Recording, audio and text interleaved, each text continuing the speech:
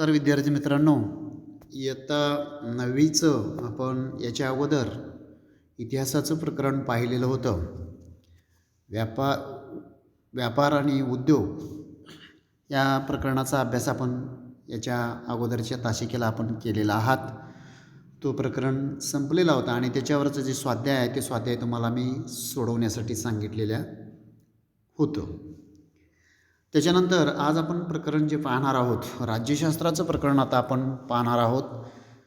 6वं प्रकरण जे आहे ते आंतरराष्ट्रीय समस्या.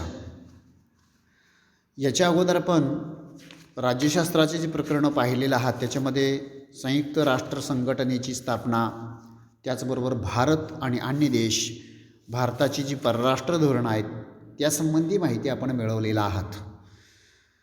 मागील प्रकरणात आंतरराष्ट्रीय व्यवस्थेतील जे सार्वभौम राष्ट्र किंवा सार्वभौम राज्य ही जी संकल्पना आहे ही देखील तुम्ही अभ्यासलेला आहात. सार्वभौम राज्य म्हणजे काय हे आपण ज्यावेळी ऑफलाईन शाळा होत्या त्यावेळी तुम्हाला मी सांगितलेलं होतं आणि तुम्ही देखील विचारल्यानंतर सांगितलेला होतात की ज्या राज्याचा कारभार स्वतंत्रपणे चालतो, म्हणजे परकीय बाह्य नियंत्रण नसणाऱ्या आणि स्वतःचा राज्यकारभार स्वतः करणाऱ्या राज्यांना आपण काय म्हटलेलं आहे, सार्वभौम राज्य असं म्हटलेलं आहे. आणि दुसरं महायुद्ध संपल्यानंतर ज्यावेळी संयुक्त राष्ट्र संघटनेची स्थापना झाली त्याच्यानंतर सर्वच राष्ट्र म्हणजे पारतंत्र्यातून मुक्त झाली. कारण संयुक्त राष्ट्र संघटनेनंच काय केलेला होता, आदेश काढलेला होता की इथून पुढं कुठल्याही राष्ट्राचं कोणत्याही राष्ट्रावरती वर्चस्व असणार नाही. जगातील सर्व राष्ट्र काय होतील, आता स्वतंत्र होतील. आणि त्याच्यानंतर बरीच राष्ट्र जगातली काय झाली, स्वतंत्र झाली.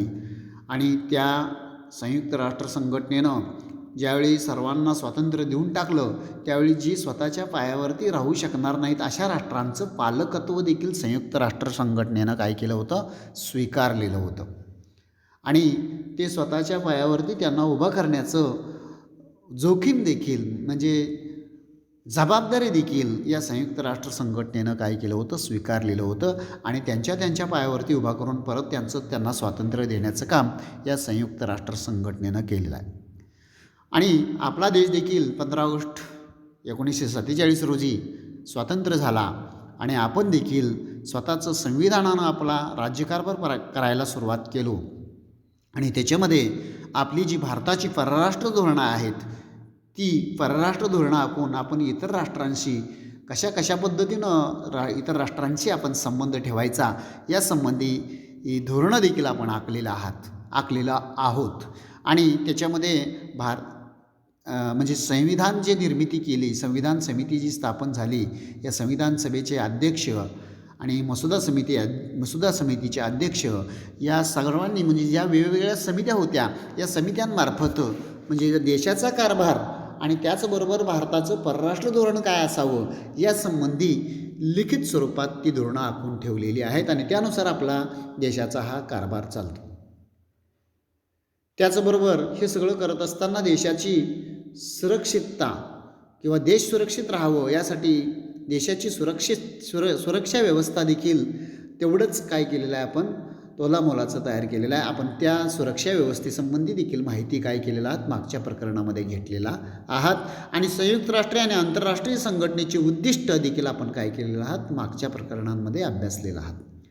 आता या पाठामध्ये आपणाला जे आता आपण पाठ पाहणार आहोत की आंतरराष्ट्रीय समस्या, या पाठामध्ये आपण काही आंतरराष्ट्रीय समस्या ज्या आहेत त्या समस्यांचा अभ्यास करणार आहोत. महत्त्वाच्या आंतरराष्ट्रीय समस्या ज्या आहेत त्या समस्यांचा अभ्यास या प्रकरणामध्ये आपण करणार आहोत. या समस्या या केवळ एकाच देशाच्या राहत नाहीत, त्यांचा परिणाम अनेक देशावर व काही दिवसांनी जगातल्या सर्व देशांवरती काय होतो, त्या समस्यांचा परिणाम होत असतो. आणि संपूर्ण जगाला भेडसावणाऱ्या या समस्यांनाच आपण काय म्हटलेलं आहे, आंतरराष्ट्रीय समस्या असं म्हटलेलं आहे. आंतरराष्ट्रीय समस्या सोडवण्यासाठी मग आंतरराष्ट्रीय समस्या म्हटल्यानंतर संपूर्ण जगाला भेडसावणाऱ्या या समस्या आहेत या संपूर्ण जगामध्ये संपूर्ण देश म्हणजे जेवढे देश आहेत त्या सगळ्या देशांना या समस्या भेडसावणाऱ्या आहेत. आणि या समस्या सोडवण्यासाठी सर्व राष्ट्रांनी एकत्रितपणे प्रयत्न करण्याची काय असते, गरज असते. मानवी हक्क, पर्यावरणीय समस्या, पाण्याचा अभाव, त्याच पद्धतीनं या पर्यावरणीय समस्या ज्या आहेत त्या आपणाला पाहायला मिळतात स्क्रीनवरती.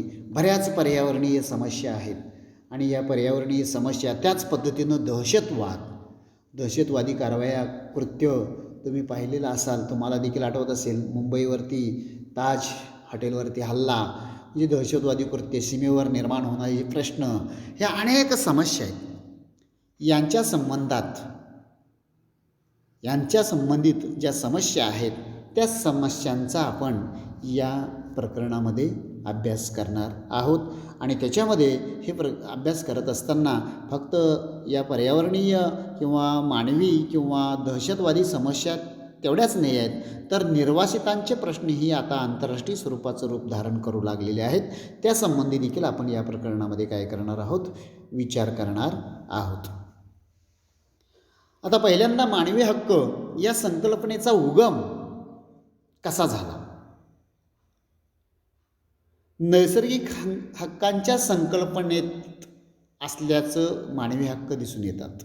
म्हणजे मानवी हक्क या संकल्पनेचा उगम जो झालेला आहे तो नैसर्गिक हक्कांच्या संकल्पनेत असल्याचं दिसून येतं. नैसर्गिक हक्क म्हणजे माणूस म्हणून जन्माला आल्यामुळं जे हक्क प्राप्त होत असतात ते हक्क होय. तेव्हा मानवी हक्क म्हणजे माणूस म्हणून आणि समाजाचा एक घटक म्हणून जगण्यासाठी आवश्यक असलेले जे हक्क असतात ते हक्क होत.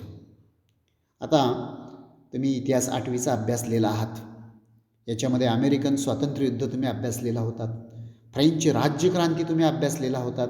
त्याच्यामध्ये तुम्हाला काय दिसलं, माणूस म्हणून जीवन जगण्यासाठी जे हक्कांसाठी झगडा या अमेरिकेतल्या आणि फ्रान्समधल्या जनतेनं त्याचे अनियंत्रित राजेशाही विरोधात संघर्ष करून काय केलं होतं, हक्क, मानव म्हणून जगण्यासाठी हक्क प्राप्त करून घेतलेलं होतं.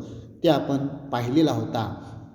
आणि त्याच्यामध्ये आपणाला स्वातंत्र्य, समता आणि बंधुता आणि न्याय या मूल्यांची देणगी आपणाला फ्रेंच राज्यक्रांतीतून मिळालेलं आहे. हे आपण इयत्ता 8वीच्या इतिहासाच्या प्रकरणामध्ये अभ्यासलेला होता. म्हणजे फ्रान्समधल्या जनतेनं तिथल्या अन्यायी राजसत्तेविरुद्ध उठाव केला आणि सार्वभौम म्हणजे जनतेच्या हातामध्ये काय केला, कारभार घेतला. म्हणजे लोकशाही अस्तित्वात आणण्याचं काम फ्रान्समधल्या लोकांनी त्यावेळी केलेलं होतं. म्हणजे हक्कांचा पुरस्कार म्हणजे त्या ठिकाणी मानवी हक्कांचा पुरस्कार करण्यात आलेला होता. आणि या हक्कांची पूर्तता करण्यासाठी खऱ्या अर्थानं लोकशाही शासनाची गरज आहे. आणि या विचाराला म्हणजे लोकशाही शासनाला इथं काय मिळतं, लोकशाही शासनाच्या गरजेचं या विचाराला काय होतं, बळ मिळतं. आणि त्यानंतरच्या काळात युरोपमध्ये अनेक राष्ट्रांनी लोकशाही शासन पद्धतीचा काय केला होता, स्वीकार केला. आणि त्यामुळं शासनाच्या अधिकारावरती काय झाल्या, मर्यादा आल्या. म्हणजे राजेशाही पद्धत पूर्वी होती आणि इंग्रजांनी आपल्याला माहिती आहे आपल्या देशावरती राज्यकारभार जवळजवळ 150 वर्षे केलं. गुलामगिरीत आपण जीवन काढलो. आणि युरोपमध्ये लोकशाहीसाठी आपण संघर्ष करत आहोत. असं पहिलं महायुद्ध आणि दुसरं महायुद्ध याचं वर्णन देखील तुम्ही पाहिलेलं आहात की भारताचा काहीही संबंध नसताना भारत इंग्लंडच्या बाजूनं युद्धात उतरलेला आहे असं त्यावेळेच्या गव्हर्नरनं जाहीर केलेलं होतं. आणि आपल्या भारतीय लोकांनी युद्ध कशासाठी तुमचं चालू आहे हे विचारल्यानंतर इंग्लंडनं प्रांजळपणानं उत्तर दिलं होतं की आम्ही लोकशाहीच्या रक्षणासाठी इथं काय करतोय, युरोपमध्ये युद्ध करतोय. कारण काही हुकुमशाही राष्ट्र युरोपमध्ये उदयाला आलेली होती आणि त्या हुकुमशाहीचा बिमोड करण्यासाठी इंग्लंड, फ्रान्स त्याच्यानंतर अमेरिका, रशिया या राष्ट्रांनी काय केलं होतं, युद्ध केलेलं होतं जर्मनीच्या आणि जपान, इटलीच्या विरोधात. आणि त्यावेळी भारतीयांनी देखील म्हटलं होतं, तरी जर तुम्ही युरोपमधल्या लोकशाहीच्या रक्षणासाठी युद्ध करत असाल तर भारताला आत्ताच्या आत्ता तुम्ही काय केलं पाहिजे, स्वातंत्र्य दिलं पाहिजे असं देखील आपल्या राष्ट्रीय सभेनं मागणी केलेली होती. आणि त्यामुळं शासनाच्या म्हणजे लोकशाहीचा जर स्वीकार केला तर शासनाच्या अधिकारावरती काय आल्या, मर्यादा आल्या. आणि नागरिकांच्या हक्कांचं संरक्षण करणं ही शासनाची काय होती त्या ठिकाणी महत्त्वाची जबाबदारी बनते लोकशाहीमध्ये. आणि मग आपण माहिती आहे लोकशाही म्हणजे आपण लोकशाहीची व्याख्या सांगत असताना सांगत असतो अब्राहम लिंकन यांनी सांगितलेलं होतं, लोकांनी लोकांसाठी लोकांमार्फत चालवलेली ही शासन व्यवस्था आहे आणि याच्यामध्ये लोकांचं कल्याण साधणं हे मुख्य उद्दिष्ट असतं. आणि मग याला आंतरराष्ट्रीय व्यवहारामध्ये मानवी हक्क या संकल्पनेचा उदय होऊ लागला. म्हणजे ज्यावेळी संयुक्त राष्ट्र संघटनेची स्थापना झाली आणि मानवी हक्काचा वैश्विक जाहीरनामा तयार करण्यात आला 10 डिसेंबर 1948 संयुक्त राष्ट्राच्या आमसभेत हा जाहीरनामा बहुमतानं काय केला, मान्य करण्यात आला. आणि त्यानंतर 1966 नागरी आणि राजकीय हक्कांचा आंतरराष्ट्रीय करार आणि आर्थिक, सामाजिक व सांस्कृतिक हक्कांचा करार या 2 करारांचा संयुक्त राष्ट्राच्या आमसभेत हे दोन करारांना संयुक्त राष्ट्राच्या आमसभेनं काय केलं होतं, त्यावेळी मान्यता दिलेली होती. आणि हे 2 करार आंतरराष्ट्रीय कायद्याचा भाग आहेत आणि या कराराचं पालन करणं हे संयुक्त राष्ट्र संघटनेच्या सदस्य राष्ट्रांसाठी बंधनकारक आहे. आणि बरीच राष्ट्र ज्यावेळी संयुक्त राष्ट्र संघटनेची स्थापना झाली त्यावेळी बऱ्याच राष्ट्रांनी काय केलेलं आहे, संयुक्त राष्ट्र संघटनेचं सदस्यत्व स्वीकारलेलं आहे. आणि याच्यामध्ये मानवी हक्क सगळ्यांनाच मिळालं पाहिजे असा या आमसभेनं जाहीरनामा त्यावेळी काढलेला होता. संयुक्त राष्ट्र संघटनेनं हा जाहीरनामा काढलेला होता. आणि या मानवी हक्कामध्ये काय आहे, मानवी हक्क म्हणजे नेमकं काय आहे, याच्यामध्ये जीविताचा हक्क, मग याच्यामध्ये अन्न, वस्त्र, निवारा, शिक्षण, आरोग्य या प्रमुख हक्कांचा याच्यामध्ये काय केलेला आहे, समावेश केलेला आहे. आणि जगातल्या प्रत्येक व्यक्तीला हे हक्क मिळावेत यासाठी संयुक्त राष्ट्र संघटनेच्या आमसभेनं आंतरराष्ट्रीय करारामध्ये हे काय केलं, निश्चित केलं आणि आंतरराष्ट्रीय कराराचा सर्व सदस्य राष्ट्रांनी स्वीकार करावा असं देखील काय केलं, बंधन घातलं. आणि हे हक्क सर्वांना प्राप्त होतील हे बघणं कोणाची जबाबदारी आहे, ज्या त्या सार्वभौम राज्याची जबाबदारी असते. पण संयुक्त राष्ट्र संघाची स्थापना केल्यानंतर मानवी हक्काचा जाहीरनामा तर काढला, पण नंतर शीतयुद्धाच्या काळात परिस्थिती बिघडत चालली. शीतयुद्धाच्या काळात मानवी हक्कांचा प्रश्न संयुक्त राष्ट्राच्या आमसभेत अनेक वेळा मांडला गेलेला आहे. त्यावेळी दक्षिण आफ्रिकेतील वर्णद्वेष हा मानवी हक्काच्या विरोधी आहे आणि म्हणून वर्णद्वेषी राजवटीवर बहिष्कार घालणे हा निर्णय घेण्यात आला. आणि वसाहतींना स्वतंत्र लोकशाही व्यवस्थेचा आग्रह, म्हणजे ही त्यांनीच काय केली, त्याचीच काही आहे ती उदाहरणं आहेत. म्हणजे शीतयुद्धाच्या काळात अनेक समस्या निर्माण झालेल्या होत्या. अप्रत्यक्षरित्या एका राष्ट्राचं वर्चस्व दुसऱ्या राष्ट्रावरती निर्माण होत होतं. ज्यावेळी समाजवादी गट आणि भांडवलशाही गट एकमेकांच्याकडं ह्या इतर राष्ट्रांना खेचायला सुरू झाले, ते अप्रत्यक्षरित्या बंधनच आलेली होती. आणि या शीतयुद्धाच्या काळामध्ये मानवी हक्कांचा प्रश्न जो उपस्थित झालेला होता तो आमसभेमध्ये कित्येक वेळा त्यांनी मांडले गेलेला आहे. आणि आधुनिक काळामध्ये तर आणखीन समस्या या निर्माण होऊ लागलेल्या आहेत. याच्यामध्ये वांशिक संघर्ष, सीमावाद, दहशतवाद यासारख्या समस्या अलीकडच्या काळामध्ये निर्माण होऊ लागलेल्या आहेत. दहशतवादी समस्या तर सगळ्याच राष्ट्रांना भिडलेल्या आहेत आणि यामुळं मानवी हक्कांना मोठ्या प्रमाणावर बाधा पोचतो. आणि याशिवाय अनेक जागतिक स्वरूपाचे प्रश्न, मग याच्यामध्ये साथीचे रोग असतील तर त्याशिवाय पर्यावरणाला असलेला धोका असेल, नैसर्गिक आपत्ती असेल, यामुळं मानवी हक्कांची संकल्पना आता काय होत चाललेली आहे, अधिक व्यापक होत चाललेली आहे. आणि पर्यावरण संरक्षण आणि शाश्वत विकास यांचाही समावेश आता मानवी हक्कांमध्ये केला गेलेला आहे. आता साथीचे रोग, आता आपण एकच साथीचा रोग आला आहे, 2 वर्ष झाले आपल्या काय झालेला आहे, आपल्याला तो सोडायला तयार नाही.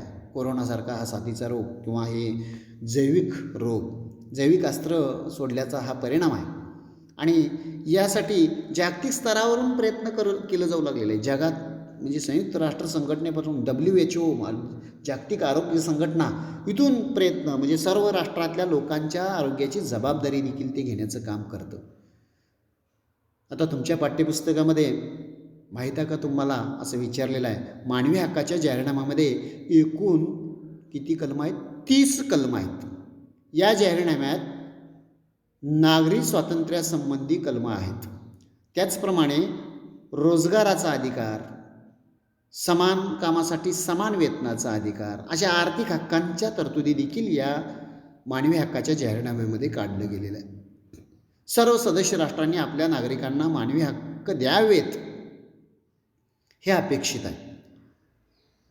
मानवी हक्कांच्या जाहीरनाम्याप्रमाणेच बालकांचा हक्क, या बालकांच्या हक्कासंबंधीचा देखील जाहीरनामा 20 नोव्हेंबर 1959 रोजी प्रस्तुत करण्यात आला. आता मानवी हक्क आणि भारताचं संविधान तुम्हाला इयत्ता 7वीला झालेलं आहे. संविधान हे प्रकरण तुम्ही पाहिलेलं आहात आणि भारतीय संविधानात मानवी हक्कांना मूलभूत हक्काचं स्थान दिलं गेलेलं आहे.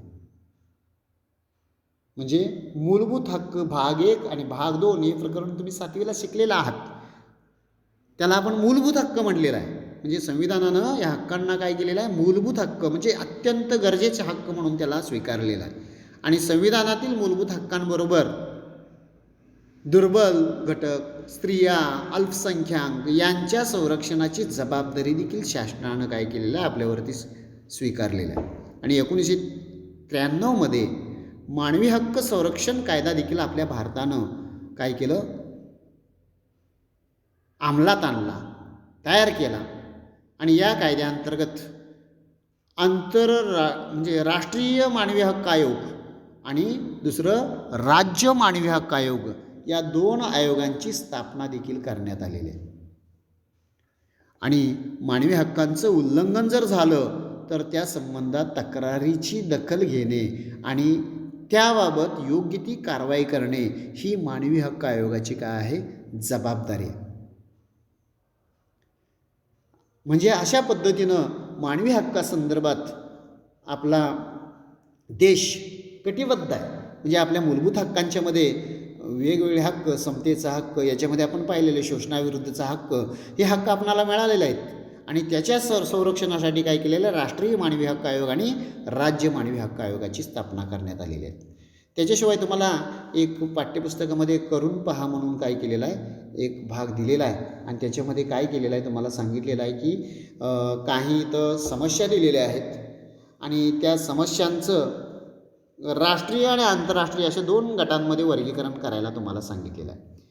याच्यामध्ये पहिलं जे आहे ते दुर्बल घटकांचं सक्षमीकरण, दुसरं आहे सार्वजनिक अस्वच्छता, तिसरं आहे दहशतवाद, चौथं आहे मानवी हक्कभंग, 5वं आहे अर्थव्यवस्थेचं खाजगीकरण, 6वं आहे गरिबी व निरक्षरता आणि 7वं आहे सार्वजनिक वाहतूक कोंडी आणि पुढचं आहे ओझोन थर विरळ होणे आणि अंतर्गत फुटीरतावाद. या ज्या समस्या आहेत या समस्यांचं तुम्हाला काय करायला सांगितलेलं आहे?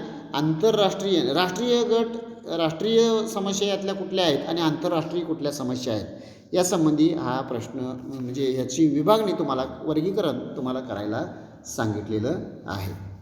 आता पर्यावरण हे जागतिक म्हणजे जगापुढील एक मोठी समस्या आहे, आंतरराष्ट्रीय समस्या आहे.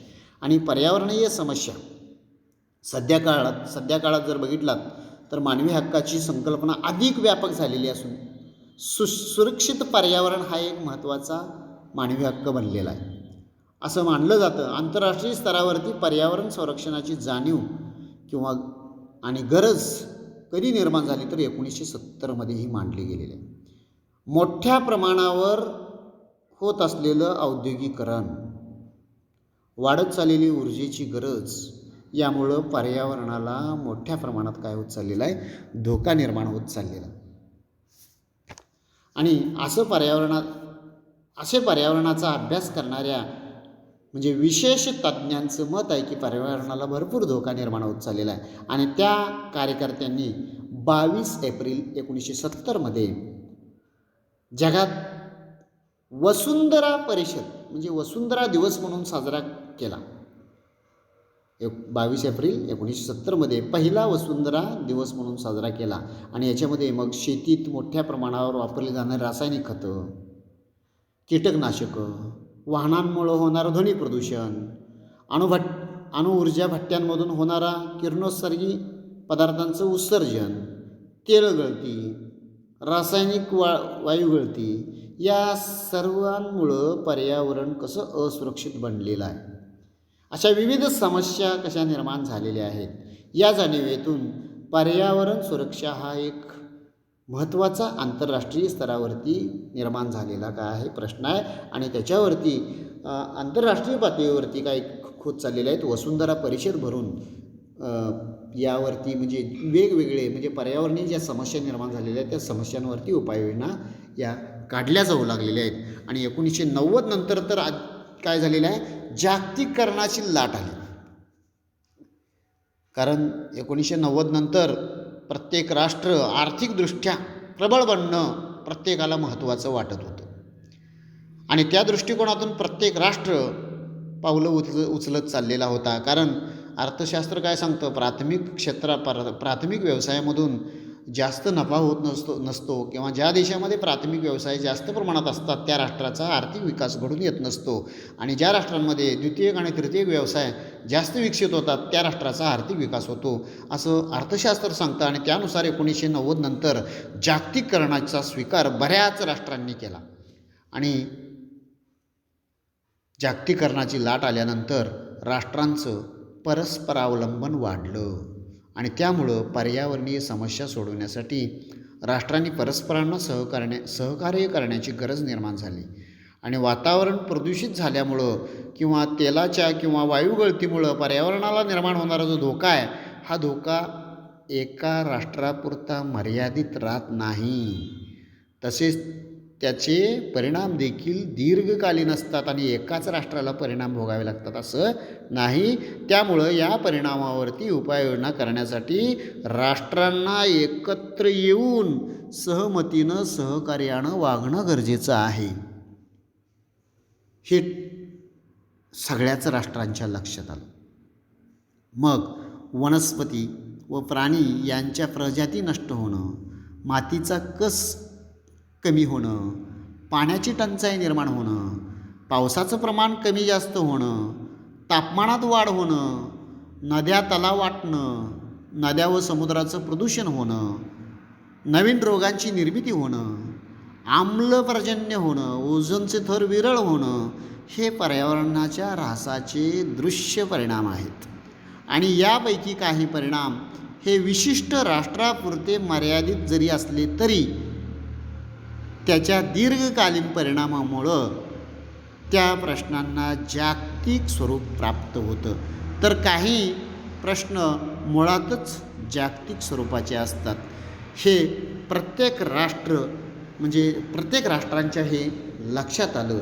आणि त्यासाठी प्रत्येक राष्ट्रांनी ह्या पर्यावरणाच्या रक्षणासाठी ज्या समस्या ज्या निर्माण झालेल्या आहेत या समस्या कशा कमी करता येतील आणि परत या समस्या निर्माण होऊ नयेत यासाठी आपणाला काही प्रयत्न करता येईल या दृष्टीनं एक राष्ट्र काय होऊ लागली, आंतरराष्ट्रीय पातळीवरती एकत्र येऊन यावरती चर्चा करू लागली. आणि पर्यावरणामध्ये ज्या समस्या निर्माण होतात या समस्या कमी करण्याच्या दृष्टीनं प्रत्येक राष्ट्र काय करू लागलं, प्रयत्न करू लागलं. आणि सर्व राष्ट्र त्या दृष्टीनं एकत्र येऊन परत पर्यावरणाचा ऱ्हास होणार नाही अशा प्रकारचं कुठलं तंत्रज्ञान विकसित करता येतं का हे पाहू लागलं. म्हणजे अशा पद्धतीने या समस्या या निर्माण झालेल्या समस्यांचं म्हणजे उपाययोजना देखील या आंतरराष्ट्रीय पातळीवरती झालेल्या आहेत. आता आपण इथं थांबूया. पुढचा भाग जो प्रकरणाचा आहे तो आपण पुढच्या तासिकेला पाहणार आहोत. धन्यवाद.